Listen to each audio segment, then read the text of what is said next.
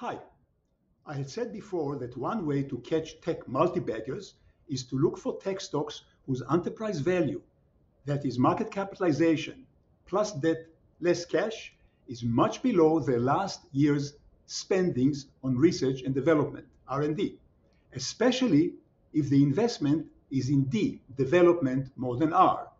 Why is that? Because if a tech company has invested in a new product based on clients' demands, and the product catches fire, then a competitor has to invest at least that to compete with them.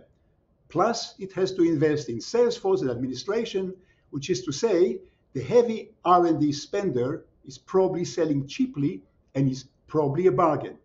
Probably. When do such things happen? They often happen in a product crossover. That is, a company whose old product is decaying, but a new product comes alongside, the one in which the R&D is invested, and begins to flourish unnoticed. During that crossover point, costs are double for both products, while the growth of the new revenue does not yet make up for the decline of the old ones. So the total income statement looks a bit stinky, temporarily. Then, however, once the new product fully blossoms, so does the company, and the stock flies. So which company do I want to point out here? The company is ILLM, ILLM-T symbol, trading in Toronto. It was previously called Acuity, AT-T symbol, but it changed its name. What does the company do? ILLM is a Canadian company that sells software product for digital marketers to help them allocate marketing dollars more efficiently. The business is somewhat similar to Trade Desk, TTD, a much bigger company and a long-term growth story. So, is ILLM a potential multi-bagger? I of course cannot be sure, but almost all the signs are there. Let me mention four. First, the old product is declining, but the new one, called ILLM by the way, for which the company has been now renamed, is rising fast. Second, the stock valuation is beyond cheap. Regarding the R&D spending, ILLM spent $50 million on it in the last 3 years, whereas the EV, the market cap, less cash, there's no debt, is about $30 million, or 2/3 of the spending. And has the R&D spending been effective? It sure has. The company keeps adding new self-serve clients for the new product, 33 new clients in the last quarter alone, and is targeting higher spending clients too.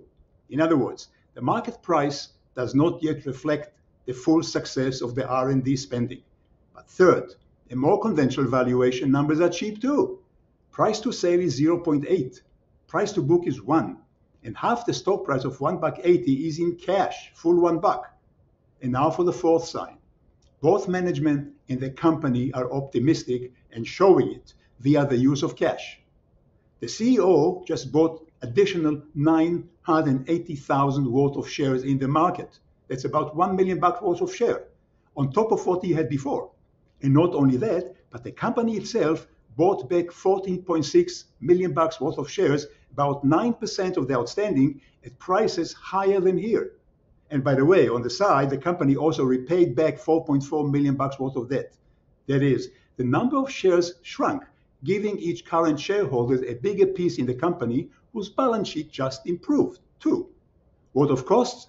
The company cut costs and discontinued listing on the NASDAQ. It's not adding much volume, but it's still trading in Toronto. An interesting bit of information is that the CEO, yes, the one who just who bought $1 million worth of shares, is looking for a new CEO, apparently recognizing that the new growth phase on which he's betting $1 million requires more talent.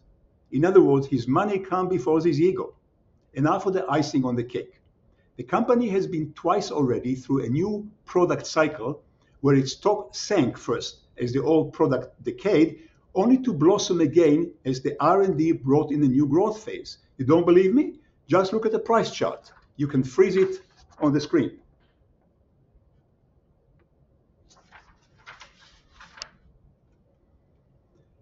As you can see, the first time the stock became a 10-bagger. The second time, a 20-bagger. What of the present? Is a new product cycle coming up, making ILLM a multi-bagger for the third time? Maybe, maybe not. It's up to you to decide. But decide how. You got it. By sleuthing it. Talk to customers, competitors, ask around about management, and decide for yourself. I'm only pointing it out here as a sleuthing exercise. Now, what of the risks? They're the usual ones for heavy R&D tech company. The new product may be flawed, management may blow it, the business world may change faster than the product assumes, and on top, the last 2 times before the stock began to soar, it first spent about 6 months to a year gyrating up and down, giving you a heartache before it boomed. Will you do it again? I can't tell. I am just the sleuthing teacher around here. Do your own sleuthing and find out. But sleuth how? You got it. Read my books, The Sleuth Investor and The Advanced Sleuth Investor, to find both the criteria and the method and see for yourself. That's all for today. Let me know below what you think of it. And if you like it, subscribe to the channel, then retweet and tell all your friends and followers so they'll subscribe too. I'll see you next time. And meantime, thank you very much for watching.